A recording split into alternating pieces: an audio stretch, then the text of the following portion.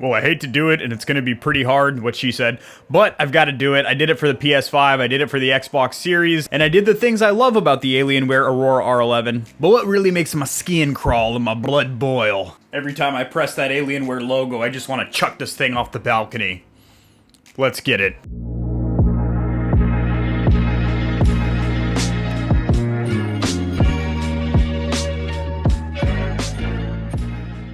Alright, so first off, I do want to start out by caveating all of this by saying I absolutely love my R11 thus far. If you get an R10, it's virtually the same thing, but with an AMD Ryzen CPU, not an Intel 10th gen. And if you get an R12, that is the 11th generation of Intel CPUs, not the 10th gen. Other than that, they're virtually identical. So the very first thing, there is not enough fans, and the ones that they do have are relatively crappy. So they have one 120mm intake fan and 120mm exhaust fan. Now, if you are water-cooled like I am on the CPU, the AIO leads up to that exhaust fan, which is on the top. I think that's a good design. It's kind of like a chimney, because heat will rise through there. And it's also, the case, or chassis as Dell calls it, is a wedge shape, so it blows the hot air out of the top, which is a good design. But one intake fan, and not even a good intake fan, it's a little bit noisy, and it doesn't push that much air.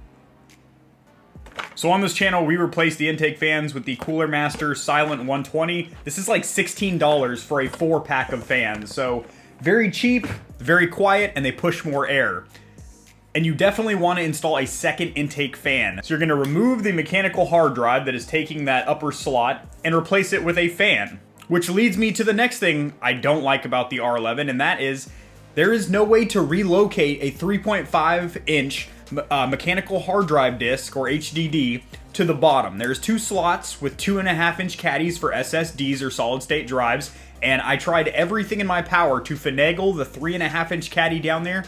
Clearance is so taut down there, there is no room for this. You could jerry-rig or finagle this in there sideways, or wedge it in there like that, or super glue it to the side of your case or something. You could make it work, but if you're just trying to replace the 2.5-inch caddy with the 3.5-inch caddy, there's no room for that down here, and now I have a legacy, old school, outdated style hard drive sitting in my hand here. That's okay, we're gonna put this in a future build on the channel.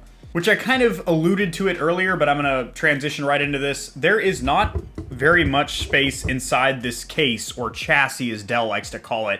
It's pretty tight in there. Now this case, size-wise, is smaller than a mid-tower ATX, just traditional mid-tower case, but larger than some of the small form factor or compact PCs that you see that are literally like this big. They can fit on your desk, they're super small, and there's a whole PC in there. So it's bigger than a small form factor, smaller than a mid-tower. It kind of strikes right in the middle there. Because of that, when you're trying to replace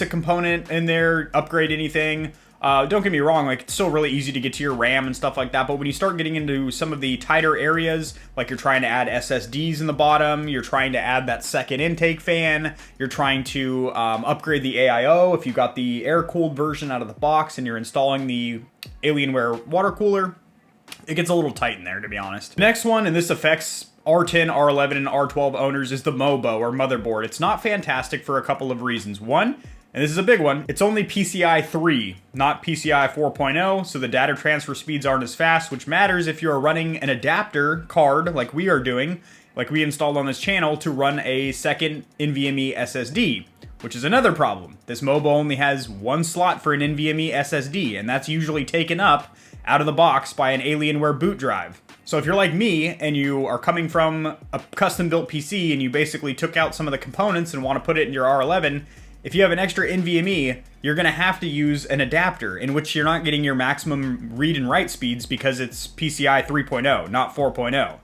Kind of crappy. The next is all the bloatware from Dell. Now, it's not terrible by any means, but anytime you get a new PC, whether you built it or you got a pre-built, what you want to do is you want to uninstall all the programs that you're never going to use. So like Solitaire and Minesweeper, you know, the Windows games.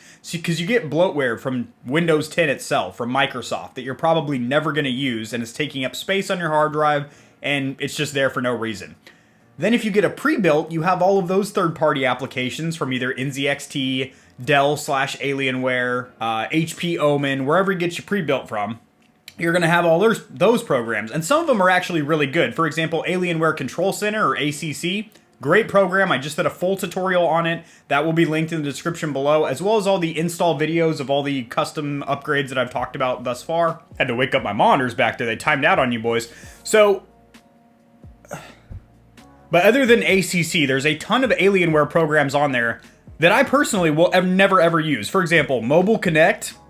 I don't need to remote play to my phone. The Alienware store, just like the Apple store, it's just to get you to buy more products from them, like their Alienware headset and their Alienware sculpted mouse and all this stuff. I already have peripherals. I don't need your stuff. I already gave you plenty of money for the pre-built. Leave me alone.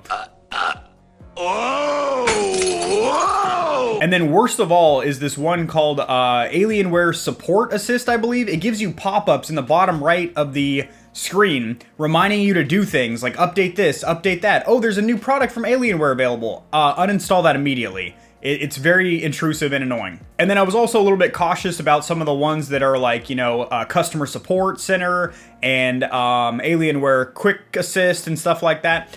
When you first get your PC, you want to register your serial number, which you can do through My Alienware, and it'll just quickly, it'll read the serial number on your Mobo and stuff and basically register your product so you can get your warranty activated and you can get customer support. After that, you can uninstall those apps. You're going to be able to cash in your warranty just by reaching out to a Dell customer service rep. You don't need that app installed on your PC. All right, the last one, I had to get a little bit nitpicky here. This really isn't a big deal at all, but I couldn't honestly come up with 5 things that I don't like about this PC. It's pretty damn good.